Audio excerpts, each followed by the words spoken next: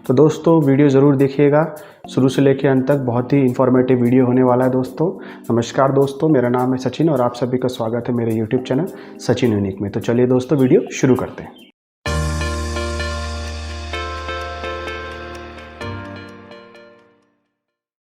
दोस्तों हम बात कर रहे हैं भारत में साइकिल सूप वाले के नाम से प्रसिद्ध डोलराज गहरे के बारे में। डोलराज गहरे भारत के मध्य प्रदेश के भोपाल शहर में बहुत ही प्रसिद्ध हैं। डोलराज जब 11 वर्ष के थे तब उनका पूरा परिवार नेपाल से भारत शिफ्ट हो गया।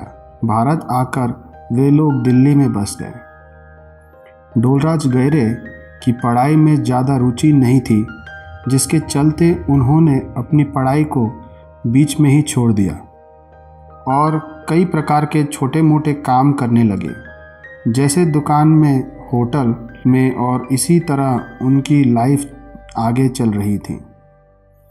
सन 1980 में वह भोपाल आ गए और यहाँ वो कई दिनों तक भटकते रहे। भोपाल में भी वह पहले तो छोटी मोटी नौकरियां करते रहे और इसके बाद वो मध्य प्रदेश पुलिस में भर्ती हो गए, परंतु अपनी इस नौकरी से भी वह संतुष्ट नहीं थे। आंखों में बड़े सपने लेकर भोपाल पहुंचे। डोलराज गहरे ने अपनी सरकारी नौकरी को भी छोड़ दी क्योंकि वह कुछ अलग करना चाहते थे। इसके बाद उन्होंने मित्तल एग्रो नामक एक कंपनी में काम किया। इस नौकरी को भी इन्होंने जल्दी ही छोड़ दिया, जिसके बाद इन्होंने एमपी टूरिज्म में लगभग 10 साल तक काम किया। जॉब के बाद बचे हुए समय का सदुपयोग करने के लिए उन्होंने यह निर्णय किया कि वह साइकिल से सूप बेचेंगे। 2003 से इन्होंने यह काम चालू किया, जिसमें वह शॉप टू शॉप और डोर टू डोर जाकर सूप बेचते थे। डोलराज गहरे को तरह तरह का स्वादिष्ट खाना बनाने का शौक़ था।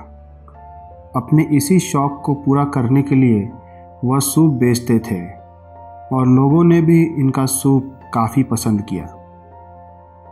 सूप के साथ लोगों ने कुछ खाने की भी मांग की, तब उन्होंने सूप के साथ सैंडविच बनाना भी स्टार्ट कर दिया।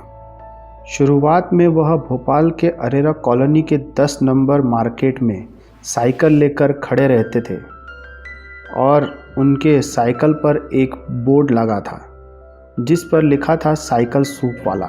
साथ में वह शेफ की टोपी भी लगाते थे, जिसके कारण वह सबसे अलग भी नज़र आते थे। शुरुआत में लोगों ने इनका सूप पीने में इतना इंटरेस्ट नहीं दिखाया, इसके बावजूद इन्होंने हार नहीं मानी और अपना यह काम जारी रखा। धीरे धीरे लोग इनके सूप को पसंद करने लगे और यह सूप काफ़ी सस्ता भी था, जिसकी शुरुआती कीमत केवल 5 रुपये कप थी। काम बढ़ने के साथ साथ डोलराज गहरे का आत्मविश्वास भी बढ़ गया और इस काम से वो अच्छा कमाने भी लगे। कुछ ही सालों में साइकिल सूप वाला के नाम से प्रसिद्ध डोलराज गहरे ने उसी एरिया में, मतलब 10 नंबर मार्केट में, बैंक से लोन लेकर अपनी एक दुकान खरीद ली। सूप और सैंडविच के अलावा उन्होंने बर्गर, बिरयानी और फ्रूट जूस भी बेचना चालू किया।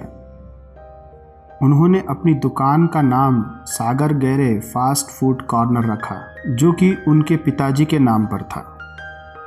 कुछ सालों तक उन्होंने बहुत मेहनत की और अपनी दुकान पर हर चीज़ खुद बनाने लगे।